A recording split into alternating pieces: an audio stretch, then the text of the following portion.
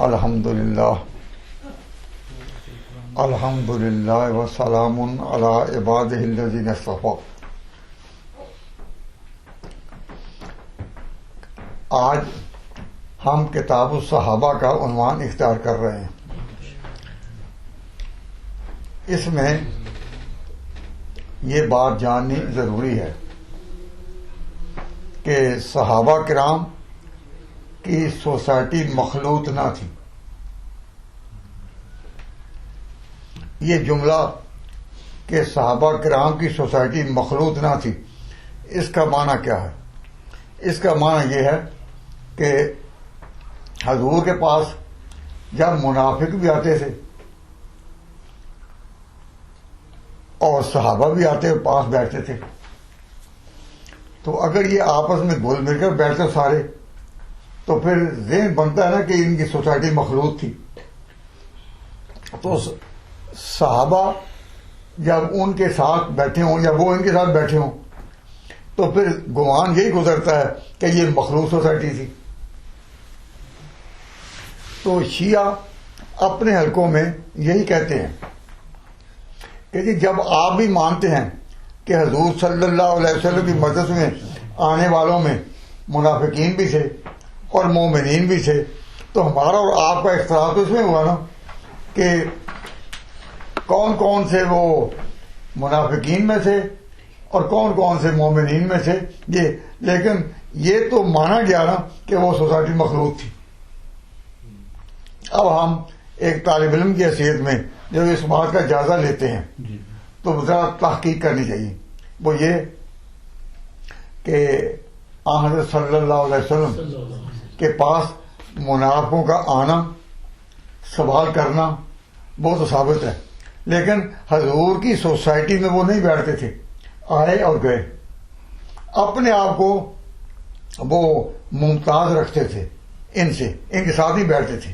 اور حضور صلی اللہ علیہ وسلم کے صحابہ کو بھی اپنے طور پر پتا تھا، حضور نے بتایا ہوا تھا لیکن اعلان نہیں کیا تھا کہ کون کون سے منافق ہیں، لیکن ان کو پتا تھا۔ تو صحابہ بھی ان کے ساتھ ہم مجلس نہیں ہوتے تھے، منافقین آئے اور گئے، سوال کیا اور پھر گئے۔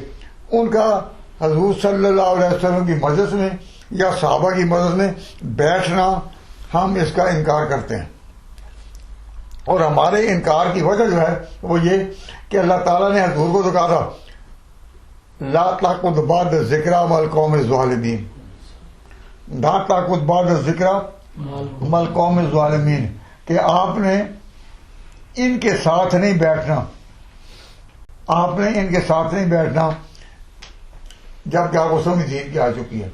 تو اب حضور اگر منافقین کو گوارا کریں، وہ آئیں اور جائیں، سوال کا جواب دیں، یہ تو اور بات ہے، لیکن اپنے پاس بٹھائیں، یہ اس آیت کے خلاف ہے۔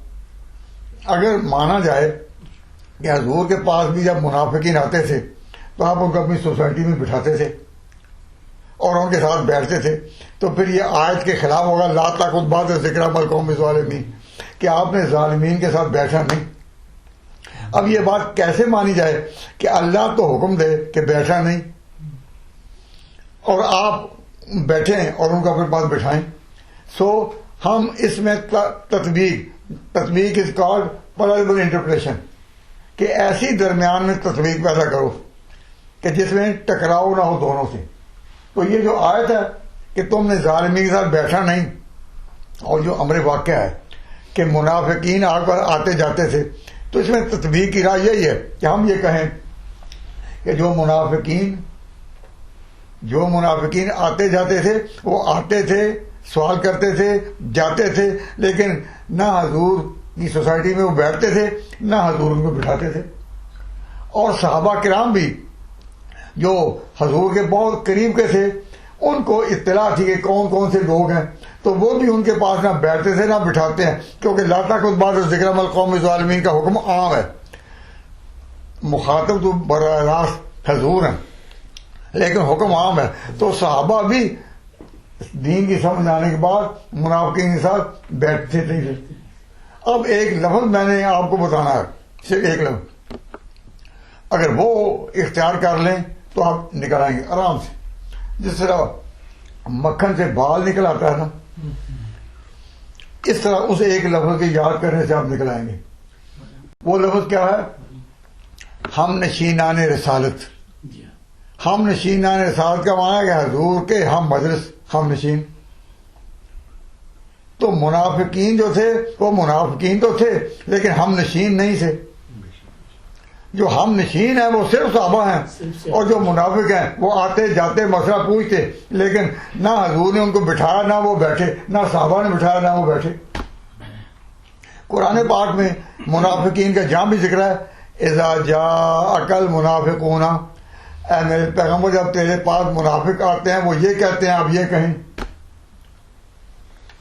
اذا قیل لهم آمنوا کما آمن الناس، جب منافقوں کو کہا جاتا ہے تم اس طرح ایمان لاؤ جس طرح ہم نشین ایمان لائے ہوئے ہیں، تو کہتے ہیں انؤمن کما آمن السفہاء، ہم ایسا ایمان لائے جیسا بیوقوف ایمان لائے. تو معلوم ہوا کہ وہ اس وقت بھی صحابہ سے ممتاز تھے، تو کہتے تھے نا ہمیں بیوقوف طرح ایمان لائے. اس سے پتہ چلا کہ ہم نشینان رسالت اصل صحابی ہیں، ان میں منافقین کوئی نہیں. اور جو منافقین ہیں وہ منافق ہیں، آتے جاتے رہے لیکن وہ صحابیت نہیں پا سکے، ہم نشینی نہیں. اب اتنا ہی لفظ ہے نا کہ ہم نشینان رسالت، وہ صرف صحابہ کرام ہیں. اور ہم نشین کیوں اس طرح ممتاز ہوں؟ کیونکہ مسئلہ ہے حضور کے جانشین کا، تو پہلا درجہ ہم نشین ہوگا تو وہ جانشین بھی ہوگا نا. تو جانشینان رسالت خلفاء وہ انہی میں سے ہوئے جو پہلے ہم نشین تھے. تو شیعوں کے جواب میں وہ جو کہتے ہیں کہ مخلوط سوسائٹی تھی، ہم کہتے ہیں مخلوط سوسائٹی تب ہے جب یہ اکٹھے بیٹھتے ہوں اور علیحدہ علیحدہ ممتاز طور پر سمجھے نہ جاتے ہوں. دوسری آیت قرآن کی اللہ تعالیٰ نے کہا کہ منافق یہ کہتے ہیں، آپس میں مشورہ کرتے، لا تنفقوا علی من عند رسول اللہ، جو لوگ حضور کے پاس بیٹھتے ہیں ان پر خرچہ نہ کرو. تو معلوم ہوا جو پاس بیٹھنے والے تھے وہ اور تھے اور کہنے والے اور تھے. لا تنفقوا علی من عند رسول اللہ، جو لوگ رسول کی مجلس میں ہیں ان پر خرچ نہ کرو، کیونکہ تم تو آئے ہو منافقت کرنے کے لیے چند دنوں کے لیے، تو ان کو جو خرچہ کرو گے تو ان کو قبول کیوں دو؟ لا تنفقوا علی من عند رسول اللہ. تو یہ آیت، پہلی آیت کیا ہے؟ لا تاخذ بعد الذکر مع القوم الظالمین. دوسری آیت کیا ہے؟ لا تنفقوا علی من عند رسول اللہ. تیسری آیت کیا؟ اذا قیل لهم آمنوا كما آمن الناس قالوا انؤمن كما آمن السفهاء. تو ہم ان آیتوں کی قوی شہادت کی بنا پر کہتے ہیں کہ سوسائٹی حضور کی مخلوط نہیں تھی. جس طرح حضور کے پاس عیسائی آئیں، یہودی آئیں، اپنی باتیں کریں اور چلے جائیں، اسی طرح منافقین آتے اور جاتے رہے. تو کتاب و صحابہ میں سب سے پہلی بات یہ کہ صحابہ ہم کن کو سمجھتے ہیں؟ جو ہم نشینی پا گئے، جو ہم نشینی پا گئے. اور جو منافقین ہیں ان کے بارے میں کسی روایت اور آیت سے ثابت نہیں کہ انہوں نے ان کو ہم نشینی ملی ہو. تو جو شیعہ نے شبہ پیدا کیا تھا اس کا جواب ہو گیا کہ نا؟ بالکل ہو گیا. اب ایک حدیث ہے سنن دارمی کی، حضور نے فرماتے کہ لا یاکل طعامک الا تقیون، کہ تیرا کھانا یعنی تیرے ساتھ مجلسی میں کھانا، لا یاکل طعامک الا تقیون، تیرے ساتھ کھانا وہی کھائے جو پرہیزگار ہو. اب اگر منافقین کو حضور کی سوسائٹی میں جگہ دی جائے تو ظاہر ہے کہ جب سوسائٹی میں آئیں گے تو اکٹھا کھانا پینا بھی ہوگا.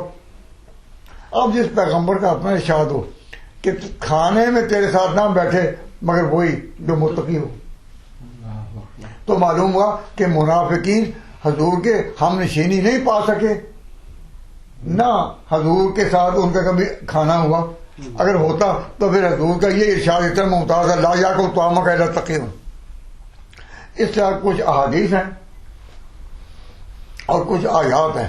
ان کا مجموعی مفاد کیا ہے کہ ہم نشینان رسالت کو منافقین سے جدا سمجھو، جدا رکھو، ان کے آنے جانے کے عمل کو تو مانو، سوال کرنے کے بھی مانو. وہ سوال کرتے تھے، حضور جواب دیتے تھے، لیکن یہ نہ مانو کہ وہ ہم نشینی پا گئے اور سوسائٹی مخلوط ہو گئی. کیوں؟ اگر سوسائٹی مخلوط ہو جائے تو پھر صحابہ کا امتیاز باقی نہیں رہتا. حضرت وہ بھی آئے تھے نا. یہ بات سمجھ آ گئی نا؟ جیسے کوئی تردد ہے. اب دوسری بات یہ ہے کہ صحابہ میں ہر ایک کا ایمان لانا، ہر ایک کا ایمان لانا، ہر صحابی جو ایمان لایا وہ خبر واحد سے ہے. خبر واحد محدثین کی اصطلاح میں اسے کہتے ہیں کہ نبی پاک سے جب یہ بات چلی تو آگے روایت کے ہر موڑ میں ایک ایک آدمی روایت کرتا رہا، ایک ایک، تو خبر واحد کے دور پر پہنچی. اور اگر کسی دور میں زیادہ نہیں کی تو پھر ہو سکتا ہے کہ تباتوں کے ذریعے تک پہنچ گئی ہو. تو صحابہ جتنے بھی ہیں ان کا ایمان خبر واحد سے ثابت ہے، ما سوائے ابو بکر عمر کے. ان کا ایمان جو ہے وہ خبر متواتر سے ثابت ہے. اسی لیے کوئی کسی صحابی کی تکفیر کرے تو اس کو یہ فائدہ دیا جائے گا کہ جس چیز کا وہ انکار کر رہا ہے وہ خود خبر واحد سے ہے. تو ہمارا جو موقف ہے اس باب میں وہ ابو بکر عمر کے بارے میں ہے کہ ابو بکر عمر کا ایمان خبر واحد سے نہیں، وہ خبر متواتر سے ثابت ہے. تو اگر کوئی فتویٰ دے کہ کوئی کسی صحابی کو کافر کہے تو کیا اس کو اہل سنت سے خارج کیا جائے گا؟ نہیں، کیونکہ خبر واحد سے ہے. لیکن ابو بکر عمر کے بارے میں یہ بات نہیں. تو جتنے بھی ایسے فتاوا ہیں اس میں یہ لفظ آئے گا کسی ایک صحابی. تو کسی ایک صحابہ یہ عموم نکرہ کے باب میں ہے، کوئی ایک صحابی. تو صحابہ کا ان دو کے سوا جو ایمان ہے وہ خبر واحد سے ہے، ان کا متواترات میں سے ہے. تو ہمارے عقیدے کا دار و مدار اور جانشینی رسول جو ہے اس کا آغاز ابو بکر عمر سے ہے. تو اسی لیے جب ان کا فتویٰ سامنے آئے کہ اگر کوئی کسی صحابی کے بارے میں ایسی بات کہے تو وہ ملعون ہے. کیوں؟ خبر واحد کا قبول کرنا ضروری ہے اور اس کا انکار غلط ہے.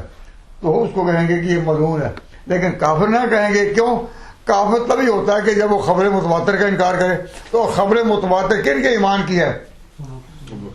تین کی، ابو بکر، حضرت عمر اور ام المؤمنین حضرت عائشہ. حضرت عائشہ رضی اللہ تعالیٰ عنہ کی خبر متواتر ہے. ان کا میرا ایک رسالہ ہے جس کا نام ہے عقیدۃ العالم، عقیدۃ العالم پھر فرق بین الکفر والاسلام. اس میں ہم نے یہ دلائل کے ساتھ یہ بات بیان کی کہ کتنے موقع پر صحابہ نے حضور سے کوئی حدیث نقل کی تو سند کے طور پر کہتے ہیں کہ بابے ہی کالا ابو بکر و عمر، کہ حضور نے جو کہا حق ہے، ہم مانتے ہیں، اور ابو بکر عمر بھی یہی کہتے ہیں. پھر دوسری ابو بکر عمر یہی کہتے ہیں. تو ایسی روایتیں 20-30 سے بھی زیادہ بڑھ گئی ہیں. تو متواتر درجے میں ان کا ایمان ہونا اور حضور اکرم صلی اللہ علیہ وسلم کے جانشینوں میں محسوب ہونا یہ ثابت ہے. تو میں اور یہ بات صحابہ کے بارے میں کہنا چاہتا تھا کہ صحابہ کے بارے میں پہلا ماننا کیا ہے؟ ان کو ممتاز رکھو منافقین سے. صحابی کا کوئی معنی کرنا ہو، بیان کرنا ہو تو یہ کہو کہ صحابی ہے وہی جو ہم نشین رسالت ہو. جس نے ہم نشین رسالت ہونے کا شرف پایا تو ہم نشینان رسالت یہ ہو گئے. اور منافقین جو ہیں ان کا آنا جانا ہے، ان کا گوارا کرنا بھی ہے. حضور نے ان کو گوارا کیا اور کہا کہ مجھے ابھی اللہ نے حکم دیا ہے کہ ابھی ان کو ننگا نہیں کرنا. جب کہا کہ ان کو ابھی ننگا نہیں کرنا تو حضور نے فرمایا، امام احمد نے اپنی مسند میں روایت کیا کہ اولئک الذین، یہ منافق وہ لوگ ہیں، نہانی مجھے روک دیا ہے اللہ نے ان کو نمایاں کرنے سے. اور پھر ایک وقت آیا جب اللہ تعالیٰ نے اجازت دی کہ جتنے عرصے کے لیے روکے گئے تھے اب وہ ٹائم ہو چکا. تو حضور نے مسجد نبوی میں کھڑے ہو کر کہا کہ اس مسجد سے فلاں اٹھ جائے، فلاں اٹھ جائے، فلاں اٹھ جائے، فلاں اٹھ جائے. ایک ایک کر کے ان کو اٹھا دیا گیا. اور قرآن پاک کی ایک آیت سے ہی پتہ چلتا ہے کہ منافقت کی انتہا اس مقام پر ہوئی کہ وہ مخالفت سے رک گئے. تو رکتے کب ہیں؟ جب واضح ہو، جب وہ ننگے کر دیے جائیں. جب نمایاں کر کے رکیں گے تبھی نا، اس سے پہلے تو رکیں گے نہیں. تو منافقین کے رکنے کی آیت کون سی ہے؟ بسم اللہ الرحمن الرحیم. لا علم جنتا المنافقون، اگر منافق نہ روکے، اگر یہ باز نہ آئے، لا علم جنتا المنافقون والذین فی قلوبہم مرض لنخرجنک بہم ثم لا یجاورونک فیہا الا قلیلا ملعونین. اگر یہ منافق نہ روکے اس بات سے، اور یہ لوگ جن کے دلوں میں روگ ہے، تو ہم اے میرے محبوب، اے میرے پیغمبر، لنخرجنک بہم، ہم آپ کو ان پر مسلط کر دیں گے. پھر کہہ رہا تو ہوگا ثم لا یجاورونک فیہا، پھر یہ تیرے ساتھ مدینہ میں بھی نہیں رہ سکیں گے. تو یہ آیت بتاتی ہے کہ منافقین جو آپ کی مجلس میں آتے جاتے رہے، ان کو دوام حاصل نہیں ہو سکا، ان کو دوام حاصل نہیں ہو سکا، آتے جاتے رہے. اور ایک وقت آیا کہ جب وہ مدت پوری ہو گئی جتنے وقت کے لیے اللہ نے حکم دیا تھا کہ ان کو روکیں. لا علم ينتهي المنافقون والذین فی قلوبہم مرض لنخرجنک بہم، ہم آپ کو ان پر مسلط کریں گے. ثم لا یجاورونک فیہا الا قلیلا، پھر تیرے ساتھ یہ چند دن ہی رہ سکیں گے. اور چند دن بھی کیسے رہیں گے؟ ملعونین، ملعون ہو کر، ملعون ہو کر. اینما ثقفوا اخذوا، جہاں کہیں پائے گئے قتلوا، اینما ثقفوا قتلوا وقتلوا تقتیلا سنت اللہ فی الذین خلو من قبل.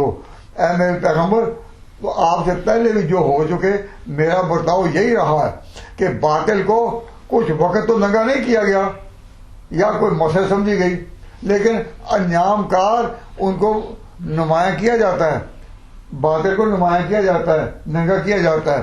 سنت اللہ فی الذین خلو من قبل سنت اللہ تبدیلا. اور آپ کے بارے میں بھی ہے میرے پیغمبر، میرا طریقہ بدلے گا نہیں. پہلے بھی میں ایسا کرتا آیا ہوں کہ حق باطل کو نمایاں کر دیا. تو کتاب الصحابہ کے جو میں نے یہ 4-5 آج نشان بتائے ہیں، اس کو ذہن نشین کر لو تو شیعہ کی ساری عمارتیں گر جائیں گی. اور ہمارے بزرگوں میں اگر کسی نے کہا ہو کہ کسی صحابی کی تکفیر جو ہے اس پر وہ کافر نہیں ٹھہرے گا، تو وہ ان کی جن کا ایمان خبر واحد ہے، لیکن اس سے جن کا خبر متواتر سے ہو، اگر عمر اور عائشہ، ان کے بارے میں یہ گستاخی اور بے ادبی کرنے والا دائرہ حق میں جگہ نہیں پاتا.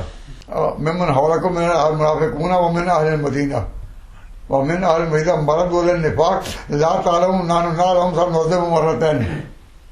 آپ ان کو نہیں جانتے، ہم جانتے ہیں.